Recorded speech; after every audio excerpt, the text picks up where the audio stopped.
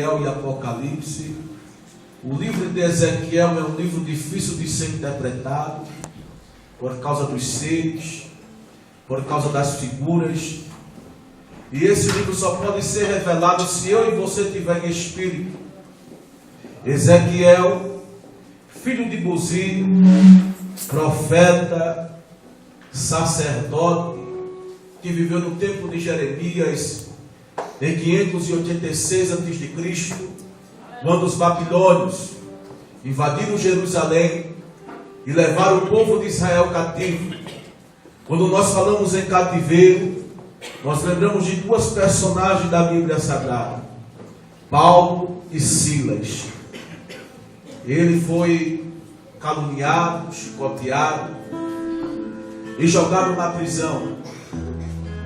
Amarraram seus pés, as suas mãos, mas não pôde amarrar o espírito que havia nele.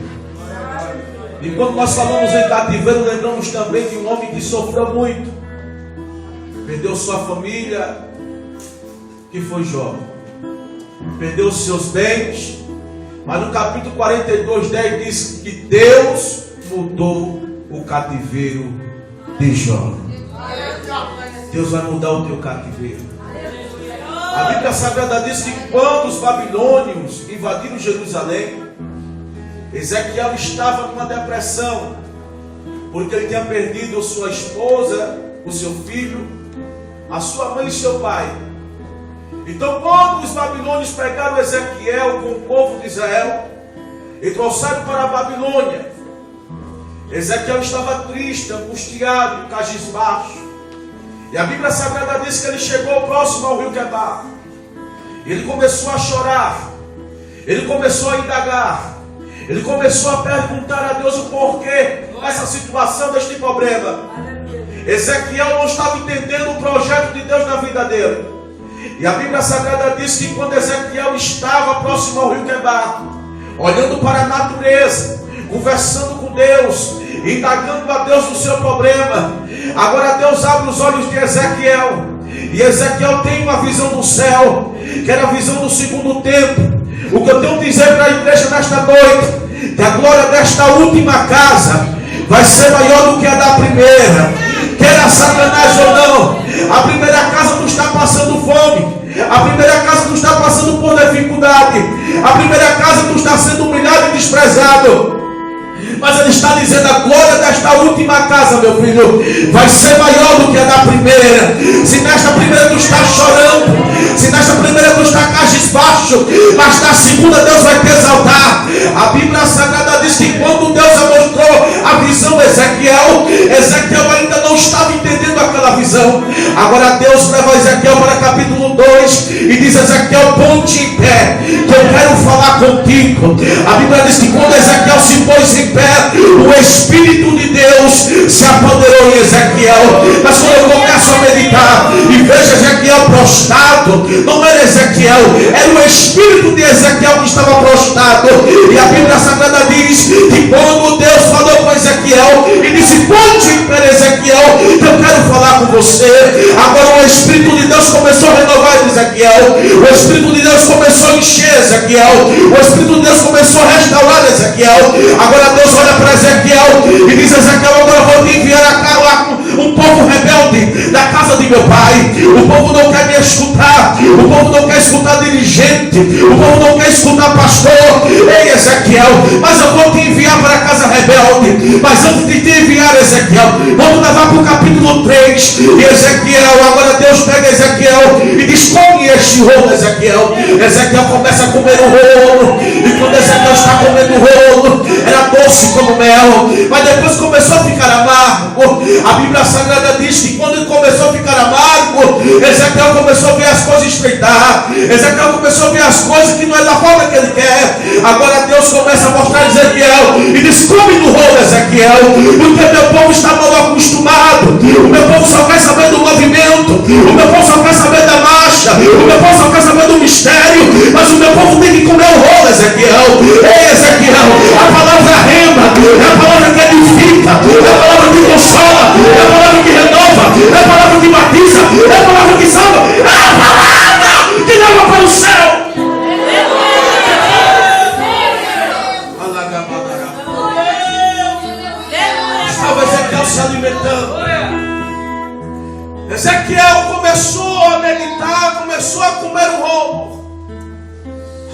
Deus diz: Ezequiel, vou te enviar para casa, ou vou te botar no vale.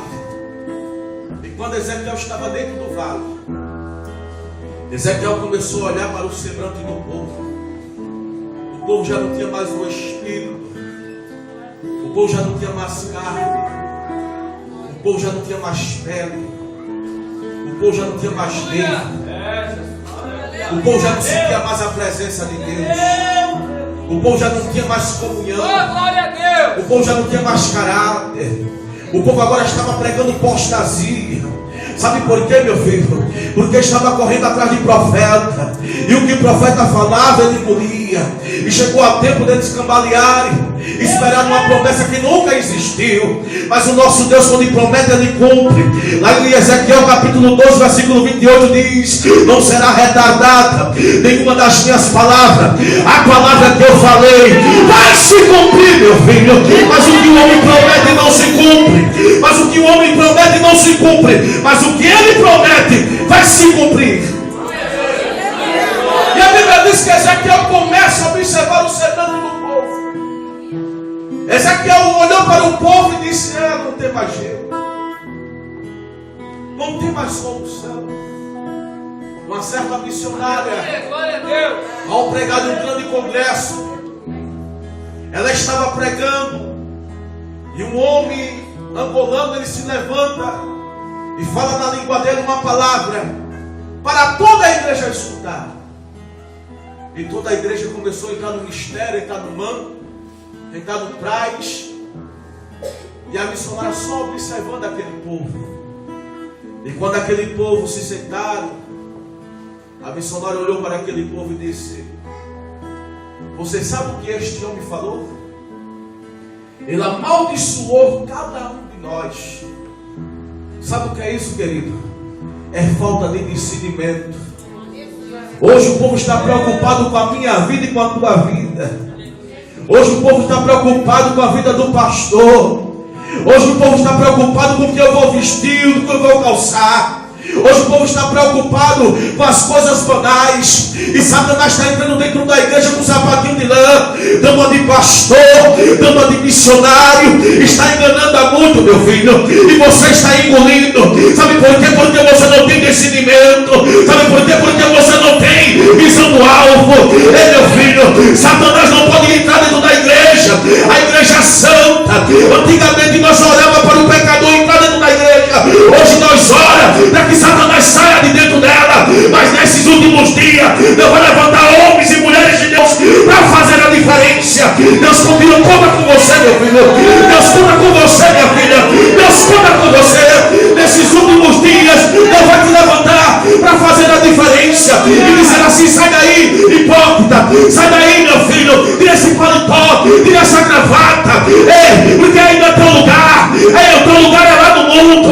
Mas o Senhor manda te dizer, meu filho, que Deus vai te levantar para tirar os grandes daqui de cima e dizer: vai se converter, muda o teu caráter, muda o teu jeito de ser. Aí não é o teu lugar. Deus vai te levantar para isso. Você acredita que Deus vai levantar você para isso? E a Bíblia diz que Ezequiel começou a analisar a situação.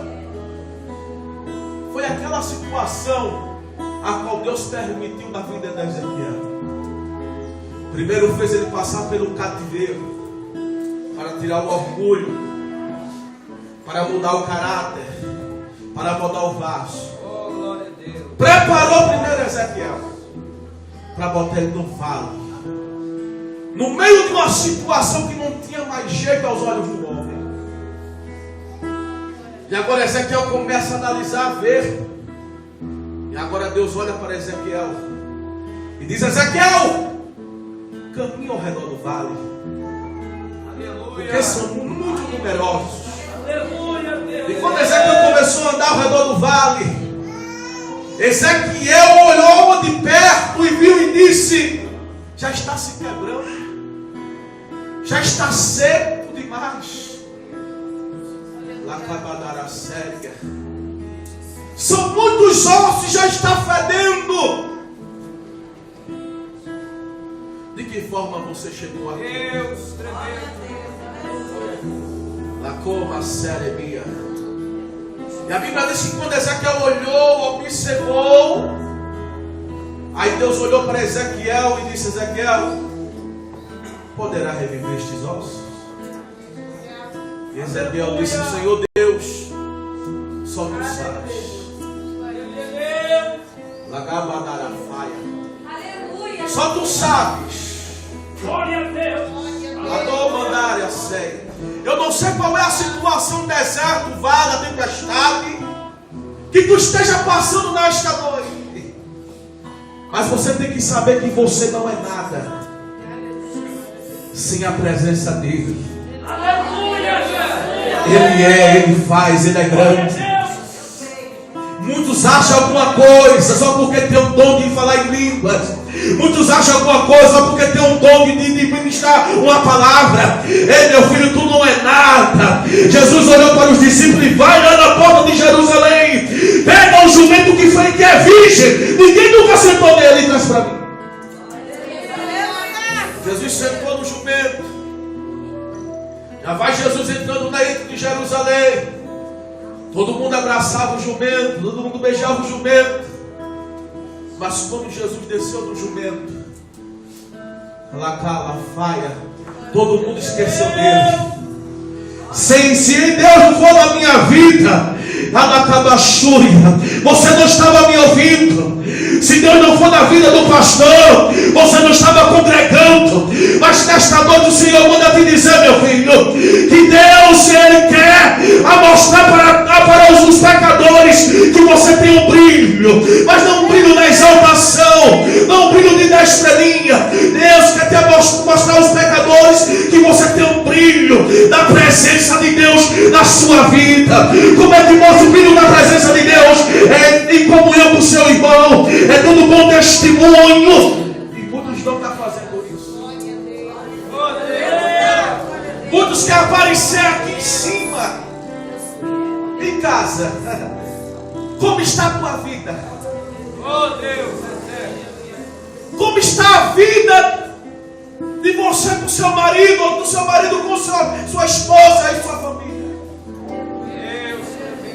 É muito fácil chegar dentro da igreja e botar a Bíblia debaixo do braço e dizer: eu sou crente, eu sou a estrelinha. Meu Deus. Será que o pastor está me vendo? Hein? Não precisa bajular para subir. Lagabador de milofácia. Tem que bajular o mestre. O mestre precisa de bajulação, meu filho. Ei, você se prostra perante o mestre e você conta a história para o mestre. Ei, meu filho, aí o mestre pode te exaltar. Mas se você for bajular o homem e o homem te levantar, você não vai aguentar. Então nesta noite, quem vai te levantar é Deus, meu filho. Quem vai te levantar é Deus, meu filho. Quem vai te levantar é Deus.